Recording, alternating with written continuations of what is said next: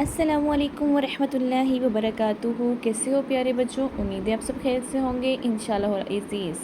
आपको पिछली क्लासेस कैसी लगी बताना मत भूलिएगा। और हमने पीछे दुआ पढ़ी थी सोने की, सोने से पहले की दुआ यानी सोने की दुआ पढ़ी थी।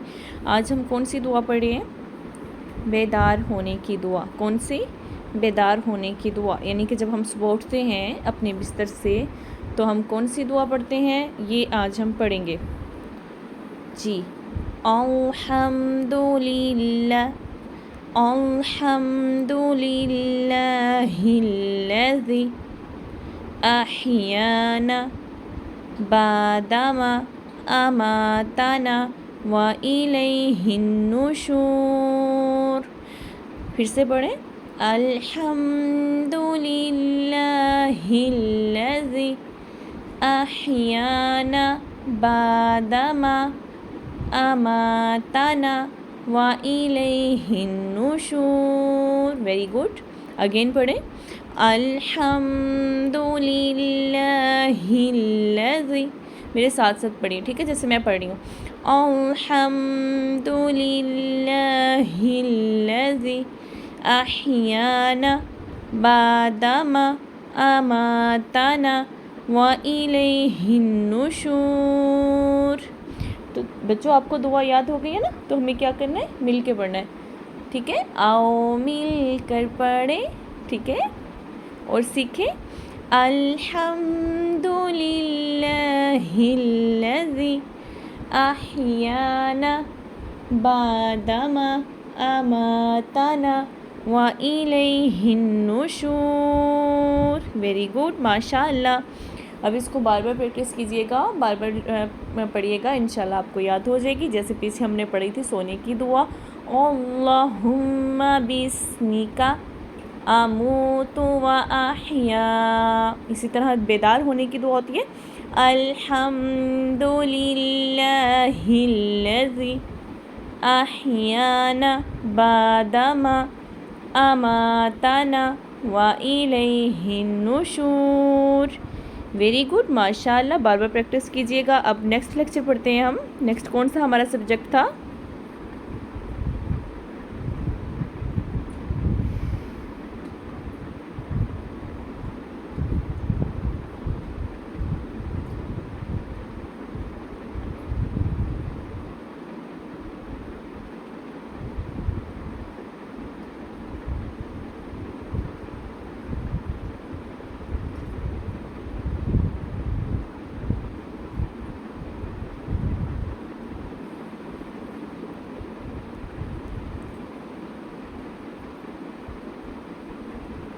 जी, अब हमारा लेक्चर है प्यारे नबी सल्लल्लाहु अलैहि वसल्लम की नमाज।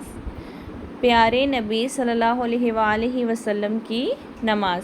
अब इसके बारे में हम पढ़ेंगे, लेकिन सबसे पहले हमें क्या करना है? नमाज की नीयत करनी है। मैंने आपको बताया था नीयतों का, अमाल का दारोमदार नीयत पर होता है, ठीक है। जैसे ही हम नीयत करते हैं, जिसकी हम जो भी बुनियाद रखते हैं, उसका हमें वैसा ही अजर मिलता है। जैसे कि नमाज की नीयत, रसूलुल्लाह सल्लल्लाहु अलैहि वसल्लम ने फरमाया, अमाल का दारोमदार नीयतों पर है। ये बुखारी की रवायत है, अमाल का दारोमदार नीयतों पर है।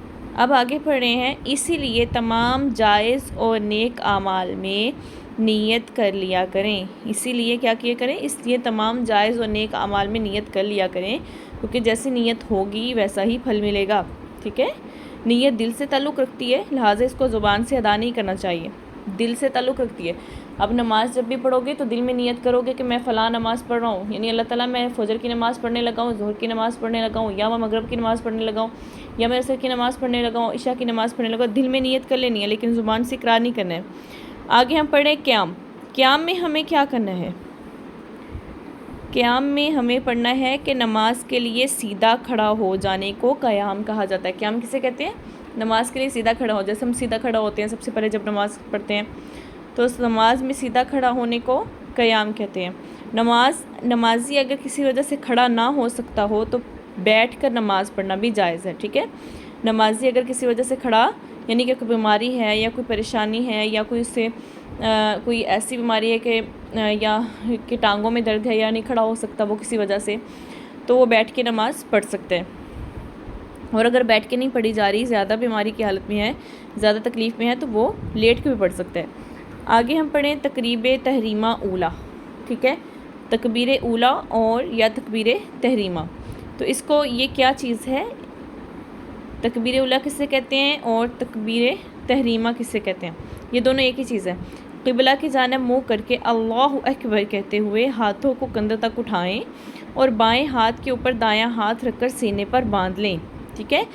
قبلہ کی جانب منہ کریں، یعنی کہ جو ہمارا قبلہ ہے، جہاں پہ ہمارا خانہ کعبہ ہے، جس طرف ہے اس طرف ہمیں کھڑا ہو جانا چاہیے، اور اللہ اکبر کہتے ہوئے ہاتھوں کو کندھوں کے برابر لے کے جانا چاہیے، اور پھر اپنے ہاتھوں کو باندھ لینا چاہیے، بائیں ہاتھ کے اوپر دائیں ہاتھ کو رکھ کے ہم کھڑے ہو جائیں گے، ٹھیک ہے، باندھ لیں گے۔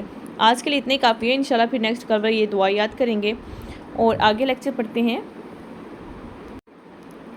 پیچھے ہم نے طہارت کے آداب پڑھے تھے، آج ہم پڑھیں گے وضو کے آداب۔ طہارت کے آداب پڑھے تھے نا کہ طہارت کے کون سے آداب ہیں، تو آج ہم وضو کے آداب پڑھیں گے کہ وضو کے کیا آداب ہوتے ہیں۔ تو وضو کے کیا آداب ہیں؟ کیا وضو کرتے وقت، سوال نمبر 1، کیا وضو کرتے وقت زیادہ پانی استعمال کرنا چاہیے؟ ہمیں کتنا پانی استعمال کرنا چاہیے؟ اس کا آنسر کیا ہے جی؟ نہیں، کم سے کم پانی استعمال کرنا چاہیے اور پانی ضائع نہیں کرنا چاہیے، یعنی اتنا پانی بچے استعمال کرو جس سے ہمارے تمام اعضائے وضو جو ہیں وہ اچھے سے دھل جائیں، لیکن ان کو ضائع نہیں کرنا ہے۔ اپنی نل کو جو ہے، اپنی ٹوٹی جو ہے، اس کو نل کو زیادہ نہیں کھول لینا کہ پانی زیادہ ضائع ہونا شروع ہو جائے، بس اتنا کھولو جس سے ہمارا اچھے سے وضو ہو جائے، یا کسی برتن میں اتنا پانی لے لو جو اچھے سے وضو کر سکو، ٹھیک ہے، لیکن وضو کے کسی اعضاء کو خشک بھی نہیں رہنا چاہیے۔ اب وہ کہہ رہے ہیں کیا وضو کے اعضاء 3 بار سے زیادہ دھو لینے چاہیے، ٹھیک ہے، کیا وضو کے اعضاء 3 بار سے زیادہ دھو سکتے ہیں؟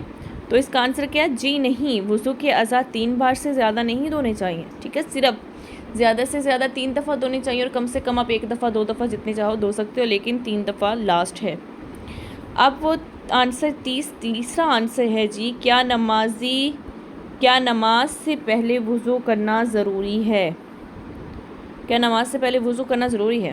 تو اس کا کیا آنسر ہے؟ جی ہاں، کیونکہ وضو کے بغیر نماز قبول نہیں ہوگی، وضو کے بغیر نماز قبول نہیں ہوگی۔ وضو کرنا جائز ہے، وضو کرنا ضروری ہے، کیونکہ وضو کے بغیر نماز نہیں ہوگی۔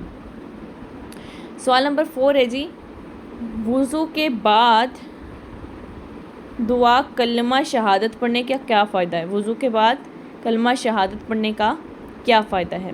تو جواب اس کا یہ ہے کہ اس کے لیے جنت کے 8 دروازے کھول دیے جاتے ہیں، یعنی جو کلمہ پڑھتا ہے اشہد ان لا الہ الا اللہ و اشہد ان محمدًا عبدہ و رسولہ، جو یہ والا کلمہ پڑھتا ہے، کلمہ شہادت پڑھتا ہے، تو اس کے لیے کیا ہوتا ہے؟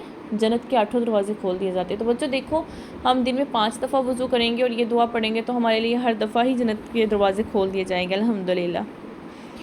یہ اس کے آنسروں کے کوسچن اتنی کافی ہیں۔ اب ہم نیکسٹ لیکچر کی طرف جاتے ہیں۔ صحابہ کرام کی کوئز پڑھی تھی، جس میں ہم نے یہ صحابی کی تعریف پڑھی تھی پچھلے لیکچر میں، اور آج کے لیکچر میں ہم پڑھیں گے صحابہ کرام کے متعلق ایک مسلمان کا عقیدہ کیا ہونا چاہیے۔ صحابہ کرام کے متعلق ایک مسلمان کا عقیدہ کیا ہونا چاہیے؟ تو اس کا آنسر ہے، ایک مسلمان کو چاہیے کہ وہ تمام صحابہ کے بارے میں عقیدہ رکھے کہ وہ سب لوگ اللہ کے خصوصی افراد تھے، اللہ تعالیٰ نے خود ان کو منتخب کر کے نبی کریم صلی اللہ علیہ وآلہ وسلم کے ساتھیوں میں شریک کیا تھا۔ وہ انبیاء کرام رضی اللہ تعالیٰ عنہم کے بعد سب سے بہترین لوگ ہیں، اور ان کی بشری خطاؤں کو یعنی انسانی خطائیں جو ہوتی ہیں، بشری خطاؤں کو اللہ نے معاف کر دیا ہے، وہ سب جانتی ہیں۔ تو کیا اس کا آنسر ہے کہ ایک مسلمان کو چاہیے کہ وہ اس چیز پہ ایمان لے کے آئے اور یہ عقیدہ رکھے کہ وہ لوگ، یعنی کہ جو صحابی تھے نا، وہ اللہ تعالیٰ کی طرف سے خصوص تھے، ایک خصوصی افراد تھے، اللہ تعالیٰ کو پسندیدہ تھے، جن کو اللہ تعالیٰ نے انتخاب کیا تھا، منتخب کیا تھا، پسند کیا تھا، تاکہ وہ اللہ کے نبی کے ساتھی بن سکیں۔ تو انبیاء کرام کے بعد وہ سب سے بہترین لوگ ہیں، ٹھیک ہے، انبیاء کرام جو ہے نا وہ تو دنیا کے بہترین لوگوں میں شامل ہے نا، لیکن ان کے بعد صحابہ کرام ہیں جو ان کی جگہ لے سکتے ہیں، لیکن ان کی جگہ نہیں لے سکتے، لیکن ان کے بعد ہیں جو اس سے بہترین ہے، ٹھیک ہے، انبیاء کرام سب سے بہترین ہیں، اور ان کے بعد جو بہتر ہیں وہ صحابہ کرام ہیں، اور اللہ تعالیٰ نے کیا کیا، صحابہ کرام کی بشری خطاؤں کو معاف کر دیا اور ان کو جنت میں داخل کر دیا۔ اب اگلا ہم آنسر پڑھیں گے، کویشچن پڑھیں گے، معصوم اور مغفور میں کیا فرق ہے؟ معصوم اور مغفور میں کیا فرق ہے؟ معصوم سے مراد وہ لوگ ہیں جن میں گناہ کرنے کا تصور نہ ہو، یعنی کہ کبھی سوچ بھی نہیں سکتے کہ وہ گناہ کرتے ہوں گے، یعنی اتنے معصوم ہیں۔ جیسے انبیاء کرام رضی اللہ عنہم، یہ بہت اچھے انسان تھے، بہت نیک تھے، کبھی انہوں نے کوئی گناہ نہیں کیا تھا۔ اور مغفور سے مراد وہ لوگ ہیں جن سے خطا بھی ہو جائے تو اللہ نے معاف کیا ہوا ہوتے، ٹھیک ہے، یعنی کہ وہ لوگ جن سے خطا ہو جاتی ہے لیکن اللہ تعالیٰ ان کو معاف کر دیتے ہیں، جیسے کہ صحابہ کرام رضی اللہ عنہم۔ آگے انشاءاللہ ہم نیکسٹ کویشچن آنسر پڑھیں گے، آج کے لیے اتنا ہی کافی ہے، اب نیکسٹ لیکچر دیکھتے ہیں۔ سیرت نبی صلی اللہ علیہ وآلہ وسلم میں ہم نے ادوار پڑھے تھے، ہم نے حصے پڑھے تھے کہ کتنے حصے ہوتے ہیں سیرت کے، تو ان میں نبوت کی سے پہلے کی زندگی والا حصہ تھا، مکی زندگی کا، مدنی زندگی کا، لیکن اب ادوار کا کتنا حصہ تھا یہ ہم آج پڑھیں گے کہ انہوں نے کتنا حصہ کیسے کیسے گزارا، جیسے کہ 3 ادوار کا کتنا حصہ عرصہ ہے۔ اب نمبر 1، نبوت سے پہلے کی زندگی 40 سال کی تھی ان کی، اور نبوت کے بعد جو مکی زندگی شروع ہو جاتی ہے وہ 13 سال گزارے انہوں نے مکہ میں نبوت کے بعد، اور اس کے بعد انہوں نے مدنی زندگی میں 10 سال گزارے، تو کمپلیٹ ان کے کتنے ہوئے 63، یعنی کہ 63 سال انہوں نے زندگی گزاری، جن میں نبوت 40 سال کی زندگی میں ملتی ہے انسان کو نبوت، یعنی انبیاء کرام کو، تو وہ 40 سال کی زندگی انہوں نے پہلے جو گزار دی، اس کے بعد وہ انہوں نے نبوت کے بعد 13 سال وہ مکہ میں رہے، 10 سال وہ مدینہ میں رہے۔ اب ہم پڑھیں نبی کریم صلی اللہ علیہ وسلم کب پیدا ہوئے۔ نبی کریم صلی اللہ علیہ وآلہ وسلم 9 ربیع الاول بروز سوار مطابق 571 عیسوی میں پیدا ہوئے، ٹھیک ہے، 9 ربیع الاول میں پیدا ہوئے تھے، سوار کا دن تھا، تو اس کے مطابق کیا تھا، 571 عیسوی تھی، جسے ابھی 2023 عیسوی ہے نا، تو اسی طرح وہ 571 عیسوی تھی۔ نبی کریم صلی اللہ علیہ وسلم کا نام کس نے رکھا؟ نبی کریم صلی اللہ علیہ وآلہ وسلم کا نام ان کے دادا عبد المطلب نے رکھا تھا۔ نبی کریم صلی اللہ علیہ وآلہ وسلم کے والد محترم کی وفات کب ہوئی؟ ٹھیک ہے، سوال کیا ہے، نبی کریم صلی اللہ علیہ وسلم کے والد محترم کی وفات کب ہوئی؟ تو اس کا آنسر ہے آپ صلی اللہ علیہ وآلہ وسلم کی پیدائش سے پہلے ہی، ٹھیک ہے، یعنی اللہ کے نبی پیدا ہونے والے تھے تو اس وقت ان کے والد محترم جو تھے وہ اس دنیا سے جا چکے تھے، فوت ہو گئے تھے۔ اور آگے آ جاتا ہے، نبی کریم صلی اللہ علیہ وآلہ وسلم اپنی زندگی کے ابتدائی 5 سال کہاں گزارے، یعنی کہ ان کے جو پہلے 5 سال تھے جب وہ پیدا ہوئے تھے تو انہوں نے وہ کہاں گزارے تھے؟ تو اس کا آنسر ہے دائی حلیمہ سعدیہ کے پاس قبیلہ بنو سعد میں۔ دائی حلیمہ سعدیہ لے گئی تھی نا ان کو، تو وہ قبیلہ بنو سعد میں انہوں نے گزارے تھے، ٹھیک ہے، قبیلہ بنو سعد میں انہوں نے گزار دیے تھے ابتدائی 5 سال۔ ویری گڈ، آج کے لیے بیٹا آپ لوگوں کا لیکچر اتنا ہی کافی ہے، نیکسٹ انشاءاللہ ملتے ہیں، اپنا بہت سا خیال رکھیے گا، اپنے والدین کا، اپنے پیاروں کا، اپنے بہن بھائیوں کا، اپنے دوستوں کا، اور مجھے دعا میں یاد رکھیے گا۔ السلام علیکم ورحمۃ اللہ وبرکاتہ، اللہ حافظ۔